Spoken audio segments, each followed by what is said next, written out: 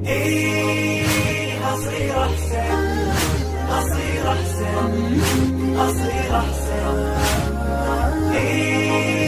أصير أحسن أصير أحسن أصير أحسن أصير أحسن أصير أحسن أصير أحسن. Bismillah, Assalamualaikum warahmatullahi wabarakatuh. Alhamdulillahilladzi hadana lihada wa ma kunna linahtadiya laula an hadana Allah. Wa ashhadu an la ilaha illallah wahdahu la syarikalah wa ashhadu anna Muhammadan abduhu wa rasuluh. Amma ba'du. Segala puji kita panjatkan kepada Allah Subhanahu wa taala, Rabb semesta alam, yang dimana Allah Subhanahu wa ta'ala lah yang telah menciptakan kita, yang telah memberikan kepada kita rezeki yang melimpah, dan Allah Subhanahu wa ta'ala juga yang telah memberikan kepada kita nikmat yang banyak, nikmat yang melimpah, yang dimana Allah Subhanahu wa ta'ala telah memberikan kepada kita nikmat kesehatan, nikmat kesempatan, nikmat iman, dan nikmat Islam, sehingga kita masih bisa merasakan yang namanya kelezatan iman dan Islam. Salawat serta salam tak lupa pula kita haturkan kepada junjungan kita, Nabi suri toladan kita, pemimpin kita, pemimpin yang tak berdasi dan tak pula digaji, ialah Nabiullah Nabi Muhammad sallallahu alaihi wasallam beserta para keluarga beliau, sahabat beliau, tabiun beliau, dan para pengikut beliau hingga yaumil kiamat kelak. Amin amin ya rabbal alamin. Adapun pada kesempatan kali ini saya akan membawakan sebuah kultum yang berjudul Iman di atas Jalan yang Lurus. Ikhwani fillah rahimani wa rahimahullah. Jalan panjang perjalanan menuju Allah Subhanahu wa ta'ala adalah jalan yang lurus, yang hendaknya setiap orang yang beriman menetapi dan konsisten pada jalan tersebut.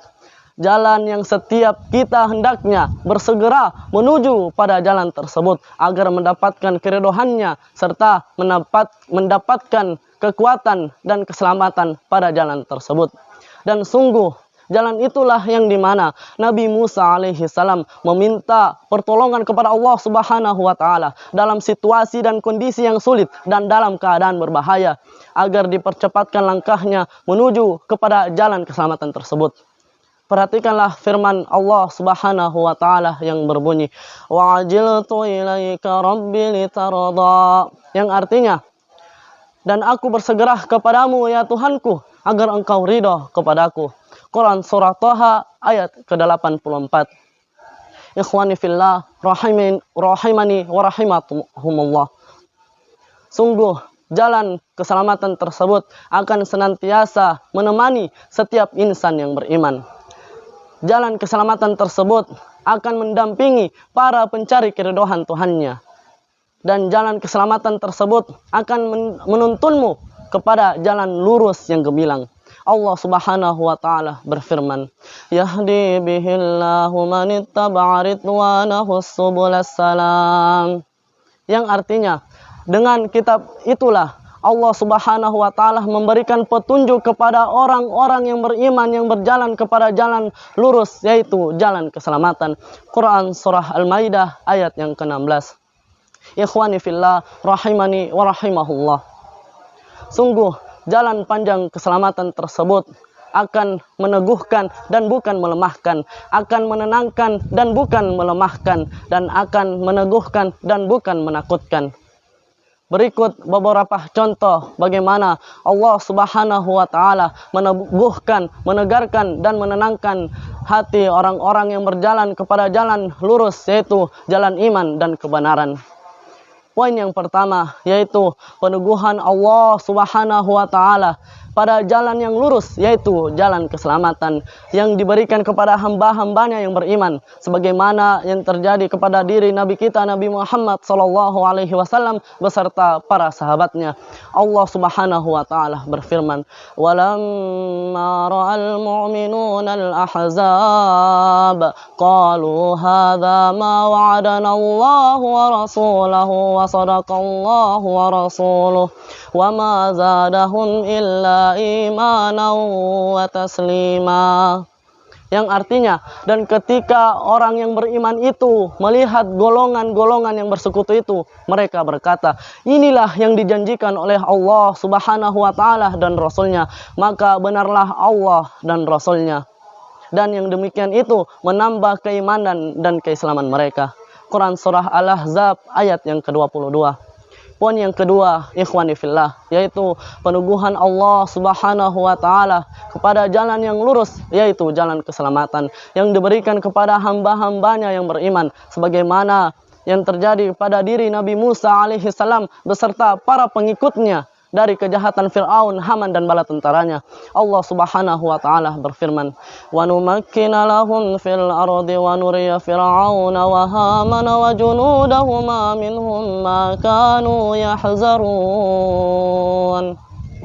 Yang artinya, dan kami teguhkan kedudukan mereka di bumi, dan kami perlihatkan kepada Fir'aun, Haman dan bala tentaranya apa yang ditakutkan kepada mereka. Quran Surah Al-Qasas ayat yang ke-6. Poin yang ketiga, ikhwani fillah, yaitu peneguhan Allah Subhanahu wa Ta'ala pada jalan yang lurus, yaitu jalan keselamatan yang diberikan kepada hamba-hambanya yang beriman, sebagaimana yang terjadi kepada diri Nabi Daud alaihi salam. Allah Subhanahu wa Ta'ala berfirman, "Wa syadidna mulkahu wa atainahul hikmata wa fadlul khitab." Yang artinya, dan kami kuatkan kerajaannya, dan kami berikan kepadanya hikmah serta kebijaksanaan dalam memutuskan suatu perkara. Quran Surah Shad ayat yang ke-20. Ikhwani fillah rahimani wa rahimahullah.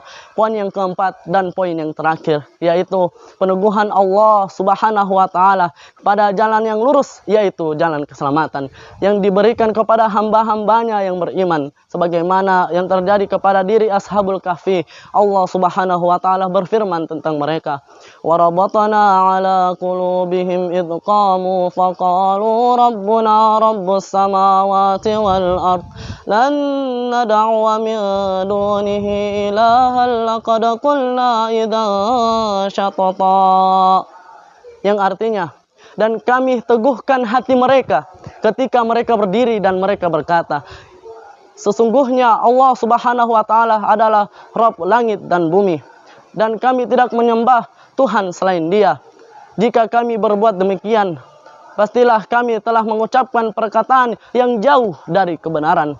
Quran Surah Al-Kahfi ayat yang ke-14. Ikhwani fillah rahimani wa rahimahullah.